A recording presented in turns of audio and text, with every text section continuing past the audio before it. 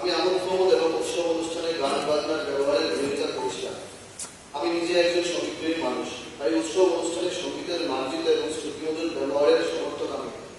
কিন্তু বর্তমানে আমাদের চারিপাশে সামাজিক অনুষ্ঠানে সঙ্গীতের নামে পাশ্চাত্য সংস্কৃতির প্রাধান্য বৃদ্ধি আমাদের কৃষ্টি সংস্কৃতিকে বিকৃত করছে।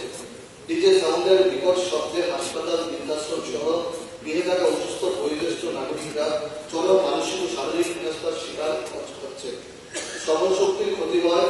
ডিজে সাউন্ড সিস্টেমের উচ্চমাত্রা স্মরণকারী আশেপাশের নাগরিকদের শ্রবণ শক্তি ক্ষতি করতে পারে। স্ট্রেস ও উদ্বেগ বাড়ে,